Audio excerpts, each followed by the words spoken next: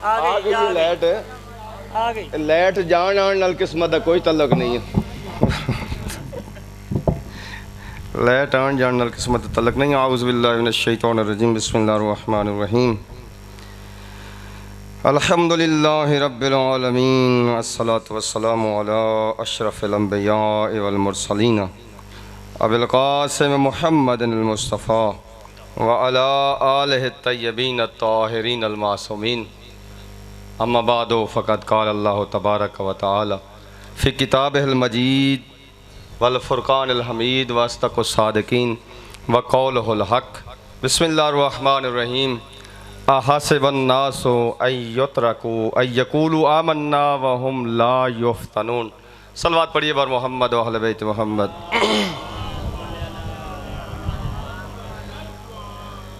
زور بالکل نہیں ہے میرا، یقین جانیے 10 بچوں کا باپ ہوں، تو اب زور جو ہے وہ ختم ہو گیا ہے. معذرت انشاءاللہ تو آپ کی خدمت میں انشاءاللہ حاضر ہوں.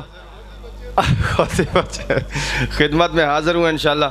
ایک پیغام ہے قرآن کا، بس قرآن کی کچھ آیات آپ کی خدمت میں تلاوت کرنی ہے اور اس کا ترجمہ کرنا ہے. اس کے علاوہ میرے پاس کچھ نہیں ہے، بس اس کا ترجمہ کر کے آپ کی خدمت اور آپ کے دل سے جو ہے وہ اگر خدا کے اس کلام کے تصدق سے جو ہے وہ آپ کے دلوں سے دعا نکل جائے تو انشاءاللہ وہ میرے لیے کافی ہے، شاید کہ میری بخشش کا وسیلہ بن جائے. نعرہ تکبیر، نعرہ رسالت، نعرہ حیدری، نعرہ حیدری. بر محمد و اہل بیت محمد صلوات. اللہم تمام تعریفیں اس اللہ کے لیے کہ جو لائق حمد و ثنا ہے، جو تمام مخلوقات کا خالق ہے، تمام مخلوقات کا وارث ہے، تمام مخلوقات کا رازق ہے، تمام مخلوقات کا پالک ہے، تمام مخلوقات کا وارث ہے. اس کی مثل کوئی چیز نہیں ہے، وہ ہر چیز پر احاطہ کرنے والا ہے. درود و سلام ان ہستیوں پر جو لائق درود و سلام ہیں، خصوصاً سرکار ختم مرتبت حضرت محمد مصطفیٰ صلی اللہ علیہ وآلہ وسلم اور ان کی پاک طیب و طاہر آل پر. بالخصوص سرکار امام زمان حضرت مہدی عجل اللہ فرجہ شریف کی ذات. دعا ہے مالک اللہ امام کے ظہور میں تعجیل فرمائے اور ہمیں امام کے آوان و انصار میں شمار فرمائے. مالک اللہ امام کا ظہور فرما کے اس دنیا کو عدل و انصاف سے پر فرما اور ظلم و جور کا خاتمہ فرما. شیعان جہان کی حفاظت فرما اور جہاں جہاں بھی محبان اہل بیت ہیں مالک اللہ سب کی رزق مال جان کی خود حفاظت فرما. اور خصوصاً اس چک میں کھڑے ہیں، چک 6 ای بی میں، مالک اللہ اس میں رہنے والے تمام مومنین مومنات، خواتین، بچے بچیاں، بزرگ بوڑھے جوان، مالک اللہ سب کی حفاظت فرما، سب کی زندگیاں دراز فرما، سب کو صحت و سلامتی صحت تندرستی کے ساتھ طول عمر نصیب فرما. اور خصوصاً پورے 6 ای بی میں جتنے بھی محبان اہل بیت ہیں اور خصوصاً کلمہ پڑھنے والے ہیں مالک اللہ سب کی حفاظت فرما، سب کے گھروں پر رحمتوں کا نزول فرما. ان دعاؤں کی قبولیت کے لیے کوشش کیجئے سب مل کے صلوات پڑھ دیجئے. اللہم سورۃ عنکبوت. جن جن کے گھروں میں قرآن ہے نا، یا جو مسجد میں آتے ہیں اور کبھی کبھی قرآن کھولتے ہیں تو وہ ضرور ترجمے کے ساتھ جو ہے پڑھنے کی کوشش کیجئے گا. خداوند متعال اس سورت کی ابتدائی آیت، یہ وہ صورتیں ہیں جنہیں شب قدر میں پڑھنے کی بھی فضیلت ہے اور حکم دیا گیا ہے شب قدر میں اس کو پڑھیں سمجھیں تاکہ انہیں پتہ چلے کہ خدا ہمارے لیے کیا پیغام جو ہے وہ اپنے حبیب کے ذریعے بھیجا ہے، اس کو سمجھ کے اس دنیا میں جو ہے وہ اپنی زندگی گزاریں. خدا فرماتا ہے، ترجمہ آیت آپ کی خدمت میں عرض کر چکا، ترجمہ دعا لینے کے لیے، خدا کی خوشنودی حاصل کرنے کے لیے، محمد و اہل بیت محمد کی خوشنودی حاصل کرنے کے لیے، شاید کہ پیغام پہنچ جائے اور کوئی اپنے آنے کا جو ہے وہ مقصد جو ہے وہ سمجھ جائے. خدا فرماتا ہے، کیا لوگوں نے یہ خیال کر رکھا ہے کہ وہ صرف اتنا کہنے سے چھوڑ دیے جائیں گے کہ ہم ایمان لائے ہیں. لا الہ الا اللہ محمد رسول اللہ علی ولی اللہ، بس میں پکا مسلمان، میں پکا توحیدی، میں پکا ولائی، بس نہ۔ خدا فرماتا ہے کیا لوگ اتنا کہہ دینے سے کہ ہم ایمان لائے چھوڑ دیے جائیں گے اور انہیں آزمایا نہیں جائے گا؟ تو جو ہے کیا خیال ہے لوگوں کا؟ یہ ابھی بھی خیال ہے کہ ہم جیسے ہی ملک الموت تشریف لائیں گے اور ہم یہاں سے بس پرواز ہوگی اور ڈائریکٹ پی آئی اے کا طیارہ آئے گا اور ہمیں ڈائریکٹ جو ہے وہ جنت میں، لوگوں کا خیال ہے اور ہونا بھی چاہیے۔ لیکن قرآن کیا فرما رہے ہیں؟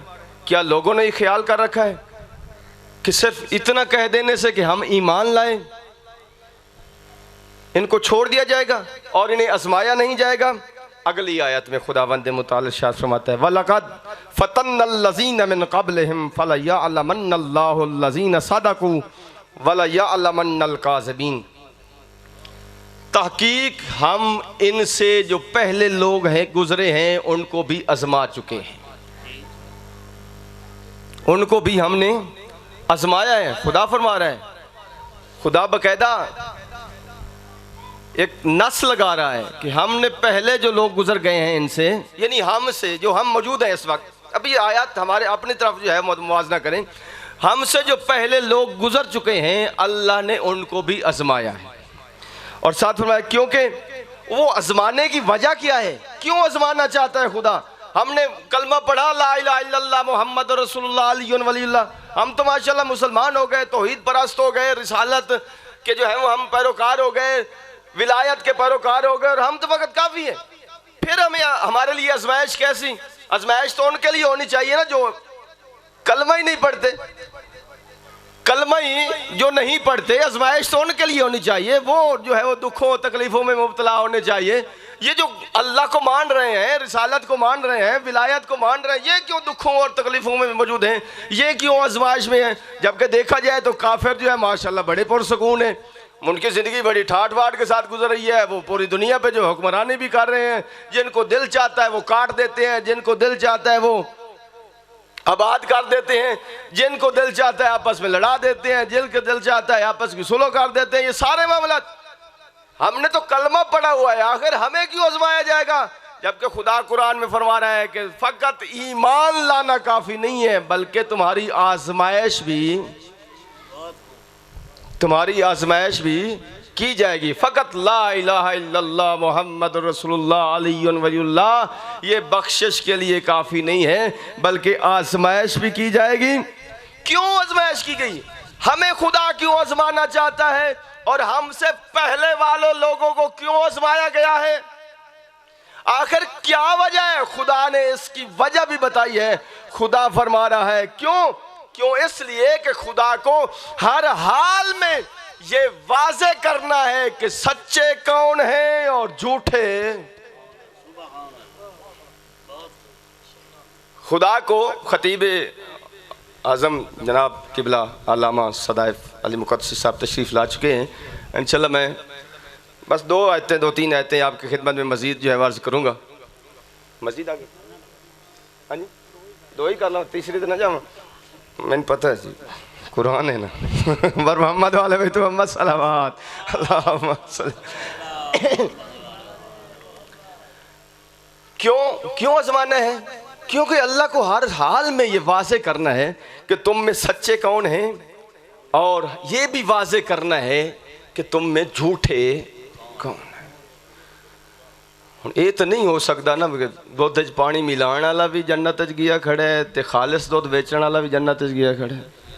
ایسا ہو سکتا ہے؟ نمازی بھی جنت وچ گیا کھڑا ہوئے تے بے نمازی بھی جنت وچ گیا کھڑا ہوئے، قرآن پڑھن والا بھی جنت وچ ہوئے تے قرآن نہ پڑھن والا بھی جنت وچ گیا کھڑا ہوئے۔ ماں بہن دی دا حق کھا کے بھی بندہ جنت وچ گیا کھڑوتا ہوئے تے حق نہ کھا کے بھی بندہ جنت وچ گیا کھڑوتا ہوئے۔ ایسا ہو سکتا ہے؟ خدا نے بہرحال ہر صورت آزمانا ہے کہ تم میں سچے کون ہیں اور جھوٹے کون ہیں۔ اگلی آیت میں قبلہ دو آیتیں پڑھا گا انشاءاللہ۔ برائی کے مرتکب افراد ام حسب الذین یعملون السیئات ان یسبقونا ساء ما یحکمون. برائی کے مرتکب جو افراد ہیں وہ کہتے ہیں کہ ہم جو ہے وہ بچ نکلیں گے، ہم بچ نکلیں گے. کچھ بھی ہو جائے، آگے پہلے بھی آپ کو بتایا ہے، کچھ بھی ہو جائے ہم تو بس گئے. جس طرح سرکار پیران پیر، جناب آپ سوشل میڈیا کا زمانہ ہے، مجھے کہتے ہوئے جھجک نہیں ہونی چاہیے.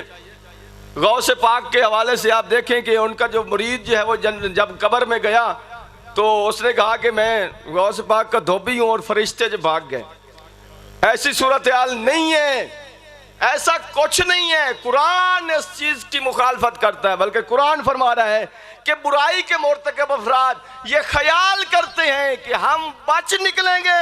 خدا فرماتا ہے یہ کتنا برا فیصلہ کر رہے ہیں، یہ کتنا برا فیصلہ کر رہے ہیں. من کان یرجو لقاء اللہ فإن اجل اللہ لآت وہو السمیع العلیم.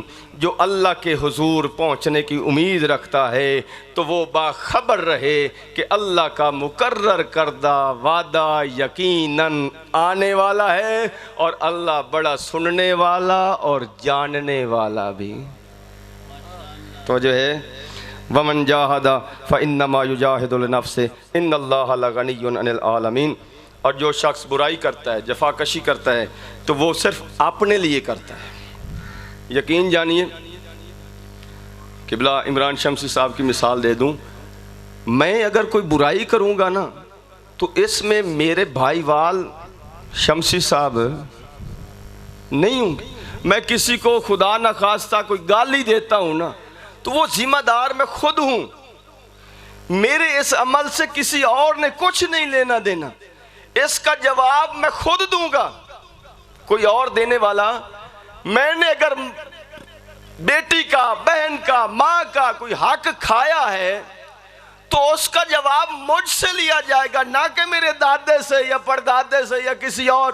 یہ ہمارے پیش نماز تھے مولانا شعیب ہستی صاحب قبلہ، تو یہ حساب جو ہے سارا شعیب ہستی صاحب دیں گے. ایسا ہرگز نہیں ہے. جس بندے نے جو کیا ہے وہی اس کا حساب دے گا. کل بروز معاشر ہر بندے نے اپنا خود حساب دینا ہے، کوئی اور اس سے حصہ بانٹنے والا نہیں ہے. اللہ تو یقیناً عالمین سے بے نیاز ہے. یہ آخری جملہ پیک کا جو ٹاپ کا جملہ کہتے ہیں نا، بس اس کے بعد جو ہے وہ بات کھڑی رہی ہے. صاحبان جیسے کھڑا ہے ایسے ہی اس میں بخشش کی بھی امید ہے اور خدا کی رحمت کی بھی امید ہے. وہ کیا فرماتا ہے؟ والذین آمنوا وعملوا الصالحات لنکفرن عنہم سیئاتہم ولنجزینہم احسن الذی کانوا یعملون. اور جو لوگ ایمان لائے اور نیک اعمال بجا لائے. ماشاءاللہ. دو پہ بندے کہندے نے کہ اللہ بڑا رحیم ہے، اللہ بڑا کریم، اللہ معاف کر دے گا. 100 قتل کیتے کھڑا ہے، اللہ معاف کر دے گا.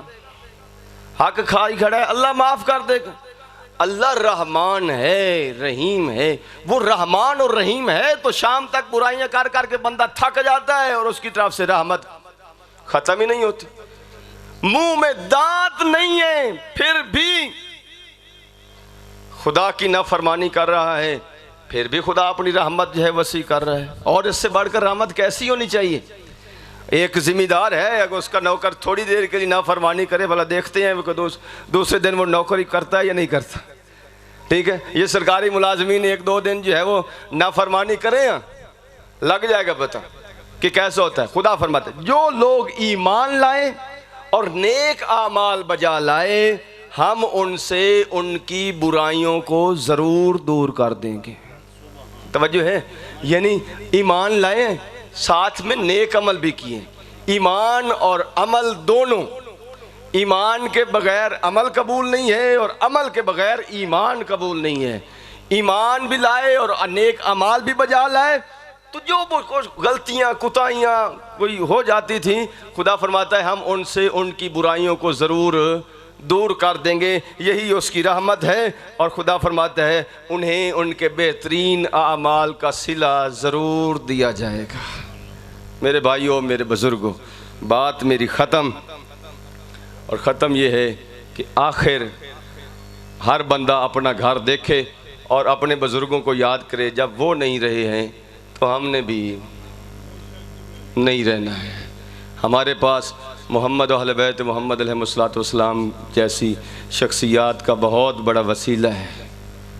اگر ہم خدا کی بارگاہ میں ان کا وسیلہ پیش کریں اور تھوڑا سا عاجزی کا اظہار بھی کریں تو خدا بڑا معاف کرنے والا ہے. جب خدا ہم پر اتنا مہربان ہے، ہم سے اتنی محبت کرتا ہے، تو ہم کیوں اپنے آپ کو خدا سے دور کریں؟ خداوند متعال ہمیں عمل کرنے کی توفیق نصیب فرمائے اور دسترخوان آباد کرنے کے ساتھ ساتھ مسجدوں کو بھی آباد کرنے کی توفیق نصیب فرمائے، امام بارگاہوں کو بھی آباد کرنے کی توفیق نصیب فرمائے. اور مالک اللہ آج یہی دعا کرتا ہوں کہ مالک اللہ ہمارے اندر اتنا شعور اور اتنی قوت و طاقت دے دے کہ ہم لنگر کے وقت نہ پہنچیں بلکہ ذکر کے وقت بھی اپنے آپ کو بارگاہ میں پہنچائیں، مسجد میں پہنچائیں. فقط یہ نہیں ہے کہ جب دسترخوان لگے گا تو اس وقت جو ہم حاضر ہوں گے اور کھا کے جو ہے وہ خیبریوں کی طرح ہاتھ جو صاف کر کے اٹھ جائیں گے. خداوند متعال ہمیں عمل کرنے کی توفیق نصیب فرمائے. انتہائی معذرت.